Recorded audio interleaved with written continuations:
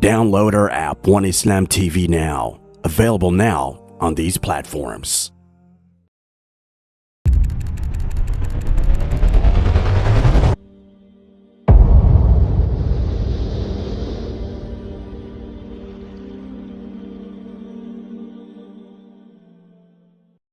So Allah subhanahu wa ta'ala says, thereafter there was an occasion where he was inspecting his army. Imagine this man, powerful king, powerful, solid king, Sulayman alayhi salam.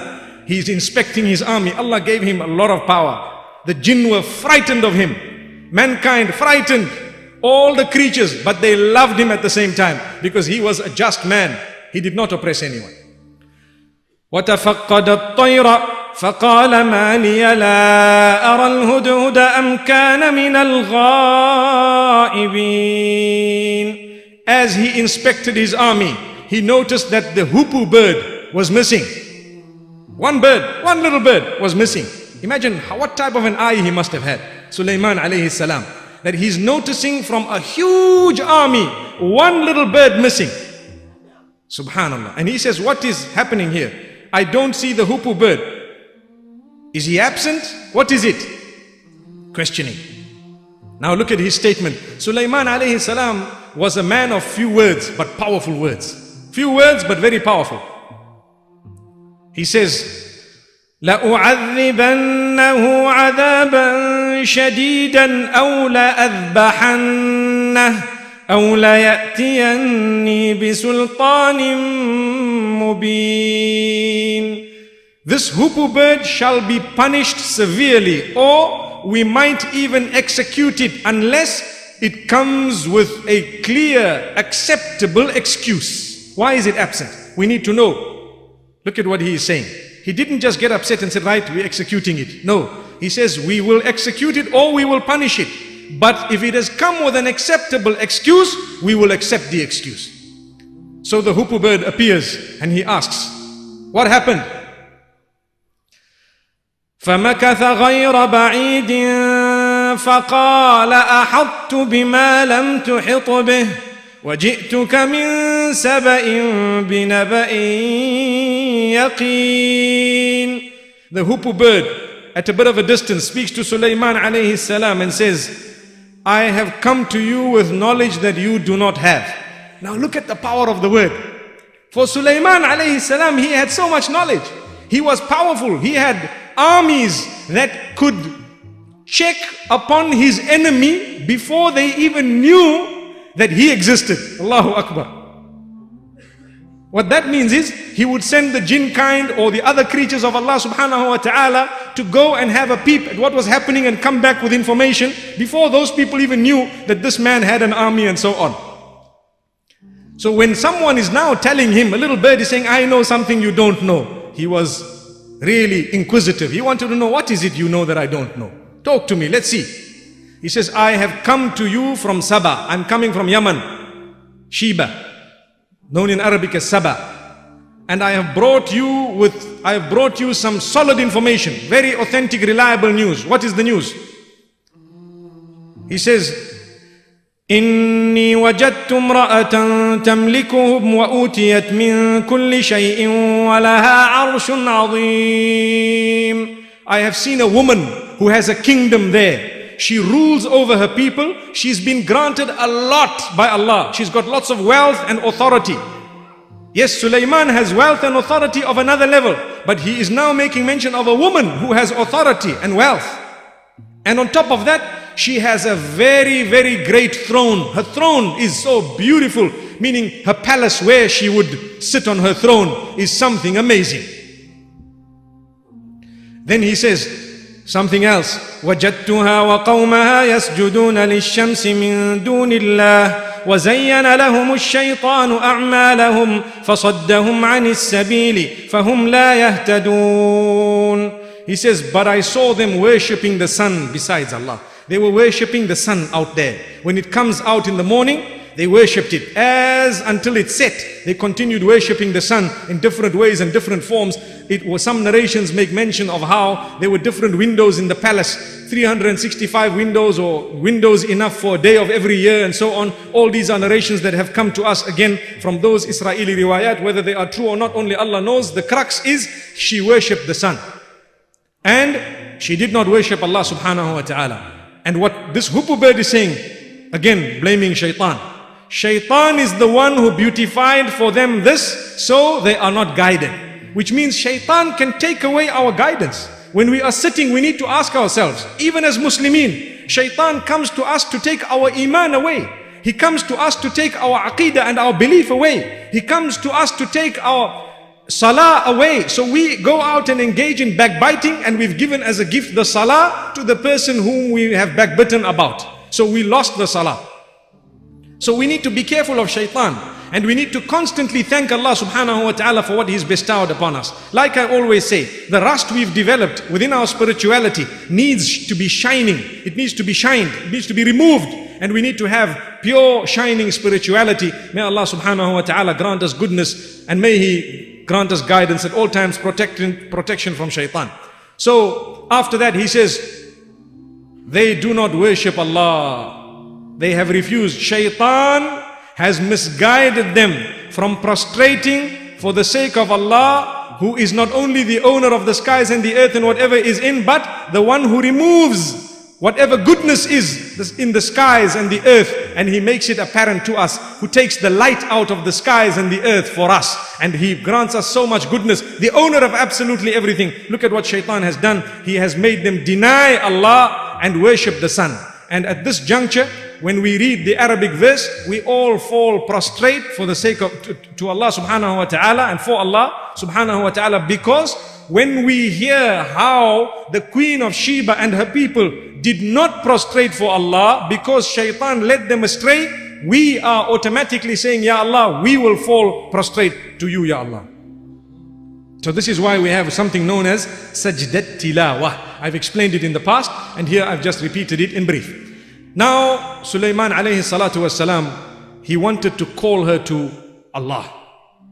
But he realized that the description of this woman, she has kingdom, she has lots of wealth, she has power, she has people, she has her army, she has authority, she has so much. So Allah has blessed me with much more. Let me use what Allah has given me to show her that if you worship Allah, you will even have more than what you have right now.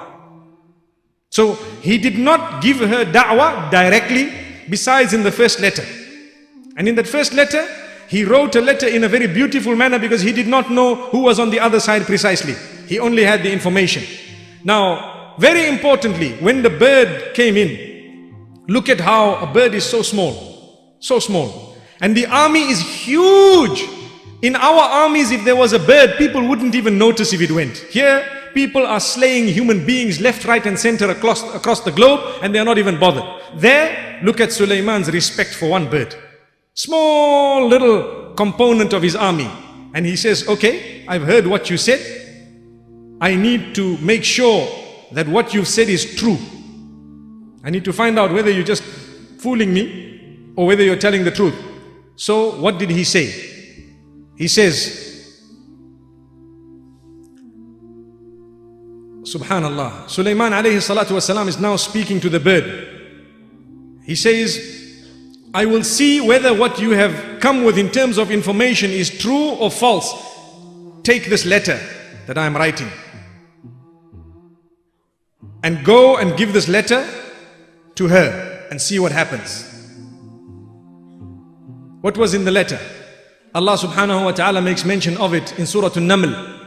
The surah is named after the one little ant, because I know we have not paused so long when it comes to the story of the ant, but I have made mention of how important it is for us to cooperate with one another, to defend one another. This is the only way we will be protected. Whenever there is harm coming from one direction, we need to realize that we are part of one major family. As I said moments ago, we are part of one big family. We need to have a genuine feeling for one another. Feeling in humanity, feeling in religion. So if you don't share the religion with a person, at least you are a member who shares humanity with them. We ask Allah subhanahu wa ta'ala to make our hearts humanitarian and to make us from those who are keen on teaching people goodness. When you see a person astray, instead of thinking of how to plot against them, think of how they could see the light and come to the right path. This is the lesson we learn from the ants. So Allah subhanahu wa ta'ala says here,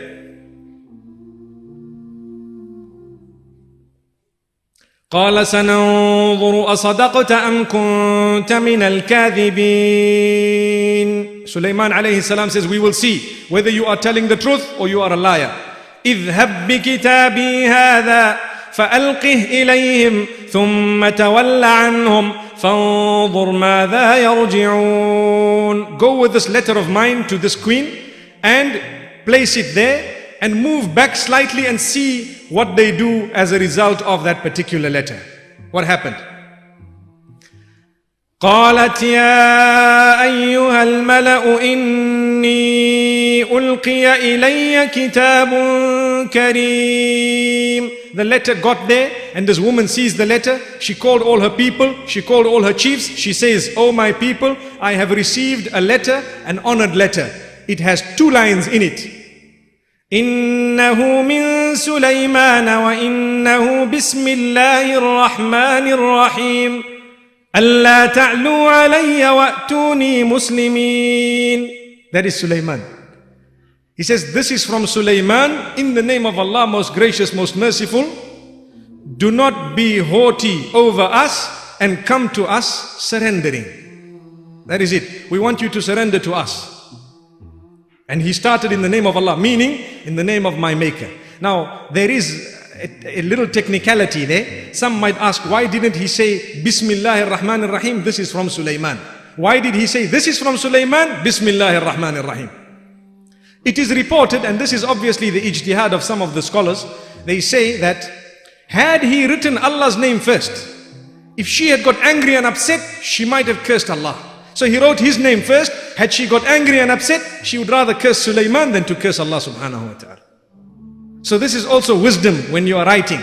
He wrote his name, Innahu min Sulayman, and this is Bismillahir Rahmanir Rahim, and he says, very short statement, Allah ta'alu alayya wa atuni muslimin. Do not be haughty over us and come surrendering to us. Now she's asking her people, what should we do? Why? She is worried. She has kingdom, she has power, she has authority, she has wealth, she has everything. But for someone to warn her and to threaten her and to tell her something, there must be some power she did not know existed. She didn't know anything. So what happened? She looks at all her people. قالت يا أيها الملأ أفتوني في أمري. She decides to consult. She says, oh my people, give me some decision regarding this matter. ما كنت قاطعة أمرا حتى تشهدون. I don't want to make a final decision without you people being involved and without your witness and so on. So tell me. So they looked at her. They said, قالوا نحن أولو قوة وأولو بأس شديد والأمر إليك فانظري ماذا تأمرين. They looked at her and they said, look, we are people with lots of power. We have a strong army. So now you decide what you want us to do. Which means if you want us to fight, we will go. We have a powerful army. But she was very clever. She did not know the size of the army of Sulayman. Because she now knows that if we are going to fight an army and they are stronger than us, look what she says. قالت إن الملوك إذا دخلوا قرية أفسدوها وجعلوا أعزة أهلها أذلة وكذلك يفعلون. She stopped and she says, you know, when the kings and the big and the haughty walk into a city with an army, they turn it upside down, and those who were the leaders are the most disgraced from amongst them thereafter. I want to avoid that scenario. Today on the globe, take a look at what happens. When huge armies walk in, those who are the leaders are the ones who are actually the most disgraced. So this woman understood it many, many years back, that do not confront this army. Let us try and make peace with the army. Let us see who these people are. So she says, وَإِنِّي مُرْسِلَةٌ إِلَيْهِمْ بِهَدِيَّةٍ فَنَاظِرَةٌ بِمَا يَرْجِعُ الْمُرْسَلُونَ. I'm going to send him a gift. One of a very, very valuable gift. I will send him with a few messengers from amongst you, and you can go, and when you go there, you should just have a peep. So they are spies actually. You have a peep and see the size of his army and bring back information for us, see how he reacted and what happens. So Allah subhanahu wa ta'ala says, these two people, obviously they were messengers, they left with the gift. We will get to what Sulayman alayhi salam says. As these people left with a gift, news got to Sulayman. From who? From the hoopoe bird and from all his other members of the army, that these people are sending you a gift and this is what is happening. So he says, right, let's display the army, the entire army. So in the army now, there were lions, there were tigers, animals, birds, jinn kind, mankind, the wind, everything there, all. And these people are walking towards where Sulayman alayhi salam is. And they're looking, and on top of that, his kingdom was displayed for them. So the gift they had, they saw lots of things similar to that and even better strewn around. So to them this is valueless, yet for them that side there, it held a lot of value. They shook their heads, no ways. We want to face all these with our little army that we have there. They went to Sulayman alayhi salam. It is reported they were actually feeling guilty to give this little gift because of how minute it became suddenly when they saw the throne of Sulayman and they saw his army. They looked around him, they were shocked, they were amazed. Subhanallah. And as they tried to put forward this gift, Sulayman alayhi salatu wassalam responds. فَلَمَّا جَاءَ سُلَيْمَانَ قَالَ أَتُمِدُّونَنِ بِمَالٍ. When they got to Sulayman, he said, what? You want to bribe me with some wealth here? You want to give me some wealth? You want to give me money? You want to give me some merchandise? Something you think is valuable? فَمَا آتَانِيَ اللَّهُ خَيْرٌ مِّمَّا آتَاكُمْ. What Allah has given me is far better than anything you have. بَلْ أَنْتُمْ بِهَدِيَّتِكُمْ تَفْرَحُونَ. Indeed, you people are excited. You're getting happy regarding your gift. You don't know, I know the whole plan. I know the whole plot. I know absolutely everything. And you see our army, we have absolutely everything been given by Allah subhanahu wa ta'ala. إِرْجِعْ إِلَيْهِمْ. Go back to them. Go back. فَلَنَأْتِيَنَّهُمْ بِجُنُودٍ لَا قِبَلَ لَهُمْ بِهَا. We are going to come to them with an army that they will never ever be able to overcome. Impossible. وَلَنُخْرِجَنَّهُمْ مِنْهَا أَذِلَّةً وَهُمْ صَاغِرُونَ. And we will remove them from Sheba. We will remove them from it in a disgraced manner whilst they will be belittled. May Allah subhanahu wa ta'ala protect us. So what happened? These people started going back. They got back to try and convince this woman to say, there is a problem. What is the problem? This man has such a big army, there is no ways we will be able to overcome his army. Impossible. They began to describe it to her in such a way that they made her frightened. And she was convinced that something needs to happen. They told her, you need to go yourself to him and try and make peace. So we do not want to surrender to him, but we don't want to fight him either. And he left us with only one option. You either fight or you come. Surrender. So Allah subhanahu wa ta'ala has made mention of what happened thereafter. Sulayman alayhi salam had a meeting with all his army, with the main chiefs. قال يا أيها الملأ أيكم يأتيني بعرشها قبل أن يأتوني مسلمين. As they were planning to leave, and they were planning now to come towards Sulayman alayhi salatu wasalam, Sulayman tells his people, oh my people, which one of you can bring her whole throne, seeing that that was the biggest possession of hers. We said moments ago, one of the main possessions she had, beautiful throne of hers, with that little palace that she had, where she used to sit on the throne. Sulayman says, which one of you can bring that throne to me here before they arrive here in submission? They are coming. Before they come here, bring the whole throne. Lift it up and bring it here. Amazing. قال عفريت من الجن أنا آتيك به قبل أن تقوم من مقامك وإني عليه لقوي أمين. Ifrit, who was one of the most powerful jinn, he says, I will bring it to you before you get up from where you are seated. Sulayman used to sit from the morning to the afternoon.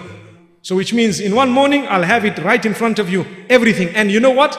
I am so trustworthy that all the different diamonds and the different jewelry and all the beautification and adornment, I will bring it in such a way that it will remain intact. Just lift it all off, fly it down here and drop it down. Meaning bring it exactly where you want it.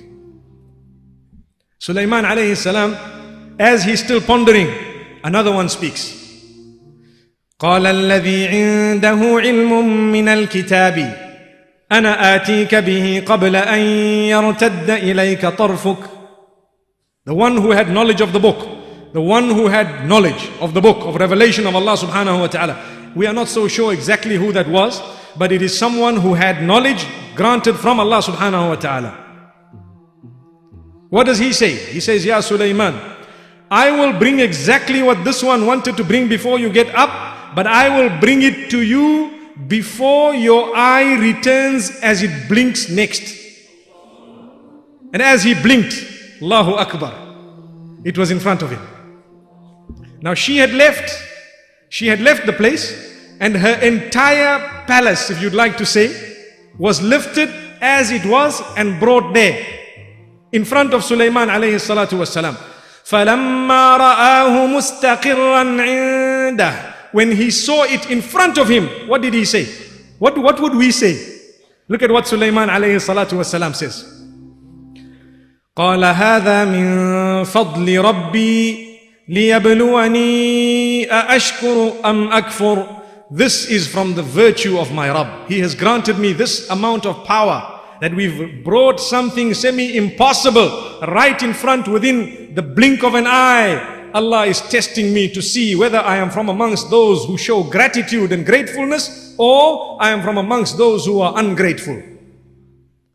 And he continues to say, وَمَنْ شَكَرَ فَإِنَّمَا يَشْكُرُ لِنَفْسِهِ. Whoever is thankful, it will benefit him. وَمَنْ كَفَرَ فَإِنَّ رَبِّي غَنِيٌّ كَرِيمٌ. And whoever is ungrateful, they are not going to harm Allah. Allah is independent and full of honor, which means Allah subhanahu wa ta'ala doesn't need us to be grateful. We need to be grateful to Allah subhanahu wa ta'ala. When we are grateful, it will benefit us, not Allah subhanahu wa ta'ala. This evening we heard in the dua that was rendered by the Sheikh. What did we hear? He says, Subhana man takarram. We praise Allah subhanahu wa ta'ala, who is so full of honor that He did not forget any one of us. He's given us all. Imagine the gratitude that we owe Allah. He's given every one of us whatever He's granted us. Has Allah forgotten anyone here? Subhanallah. Amazing. So this is the power of Allah subhanahu wa ta'ala. Now Sulayman alayhi salam wanted to do something else. قال نكروا لها عرشها ننظر أتهتدي أم تكون من الذين لا يهتدون. Sulayman says, change slightly, modify and renovate her palace, so that, meaning her throne and its surroundings, so that we want to see whether she notices that it is hers or she doesn't even know. So her throne came in and it was modified, which means it was renovated. So it was made more posh. One narration, again a Jewish narration, makes mention that whatever she had in mind, that I'm going to fix this, I'm going to do that, I'm going to do that, Sulayman alayhi salatu wasalam already had everything done and it was sitting there waiting. She had left, and as she comes in, the question is asked to her. But before I make mention of how she walked in and how she came in, Sulayman alayhi salam instructed the building of another palace within moments. What was that palace? His own throne, where he was going to receive her. And he says, build it for me on the water, in such a way that its floor, when I receive her, will be made of strong glass but very, very thin. And she will be able to see the fish, and she will be able to see the various sea life underneath her feet. And it was made for him, blink of an eye. Everything was made, put there. Remember, he had the armies to do this for him. And as it was put there, now she comes. فَلَمَّا جَاءَتْ. As she walked in, she was asked a question. She walked in now, she's looking at something looking very much like her own throne. قِيلَ أَهَكَذَا عَرْشُكَ. Is this what your throne looks like? Now she's looking. Now listen to what went through her mind. She says, my throne is there. We took so long to get here. It can't be mine. If it is mine, how did it get here? And if it is not mine, how is it copied so exactly? So she's confused. One of two things. It's either mine or not mine. If it is mine, how did it get here? And if it's not mine, how is it copied exactly? قالت. Now already she is being tackled. Her brain, remember she used to worship the sun. The sun. And she knows Sulayman, he is a Muslim. He worships Allah. From the moment he wrote Bismillah, in the name of Allah, the maker, the creator, she knew exactly this one is on a different religion.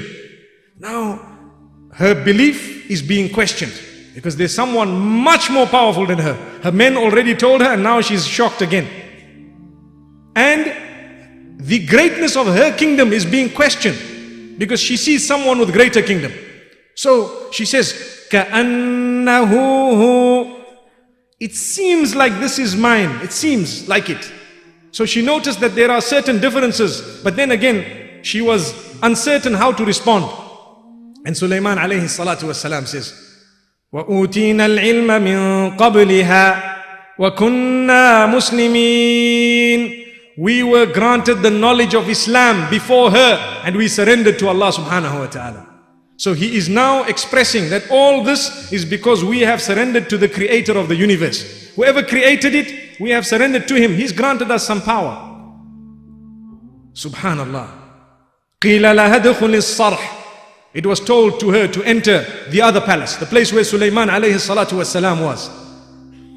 And Allah subhanahu wa ta'ala says, فَلَمَّا رَأَتْهُ حَسِبَتْهُ لُجَّةً وَكَشَفَتْ عَنْ سَاقَيْهَا. When she saw it with that glass and with the water underneath it, she thought it to be water. So she lifted slightly her garment until part of her leg showed. Sulayman alayhi salatu wasalam says, إِنَّهُ صَرْحٌ مُمَرَّدٌ مِّن قَوَارِيرٍ. No need to do that. It is just a floor that is made of very fine, thick, strong glass. Subhanallah. Look at this. No need. Now she's again baffled, completely baffled.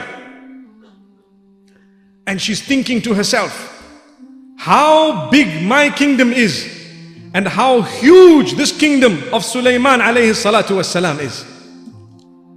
Subhanallah. All her kingdom and all her knowledge, everything that she had, in comparison to what Sulayman alayhi salatu wasalam had, was totally eclipsed. It was nothing. Not even a fragment. So now she starts pondering. My people are there. I have Sulayman. I've been worshipping the sun. It hasn't helped me a lot. And it is now time to see what this man does. Humble, down to earth Sulayman, praying, thanking Allah. His character is exemplary. He's not haughty. He is very just amongst all his army. He is such a powerful person, such a good man. And this is when she's seen everything and she decided this is the moment I need to surrender. How did she surrender? She says, amazingly, as her heart, remember she was worshipping the sun.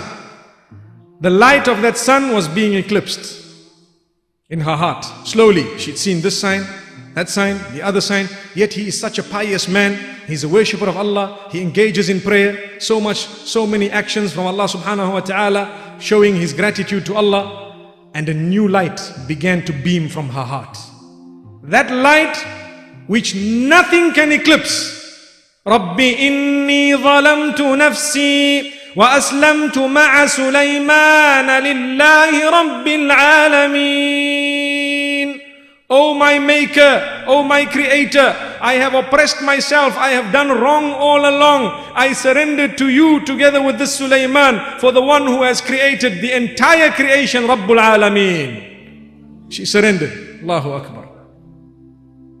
Allahu Akbar. Just by looking, she surrendered. When she surrendered, her entire army surrendered. Everybody, all her people surrendered. They were all Muslimin under Sulayman alayhi salatu wasalam.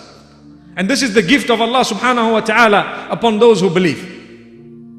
So we ask Allah subhanahu wa ta'ala to grant us a turning point. I still have much more to say. Inshallah, tomorrow we will continue with the story of Sulayman alayhi salam. But before we depart, a very, very important point. Here you have a woman who has seen the qudra of Allah subhanahu wa ta'ala, the power of Allah. She has seen the signs of Allah. And that moved her to turn to surrender to Allah subhanahu wa ta'ala. Wallahi, we see the miracles of Allah every day and every night. We see the grandeur, the greatness of Allah subhanahu wa ta'ala around us. But still we find ourselves dilly-dallying on the wrong path. May Allah subhanahu wa ta'ala grant us a lesson from this woman. And may Allah subhanahu wa ta'ala make us surrender to Him, and may Allah subhanahu wa ta'ala grant us the ability to be thankful to Him at all times and to obey all His commands and abstain from His prohibitions until we meet tomorrow, inshaAllah. Sallallahu wa sallam wa baraka ala nabina Muhammad. Dabba is a beast, and it is mentioned in the Bible as well. The beast that it glorifies in the name of Allah, but you cannot understand their praise. 20 years ago, thousands of American troops were racing across the deserts of Iraq toward Baghdad to invade Iraq. Experience the world's best-rated Muslim streaming platform now.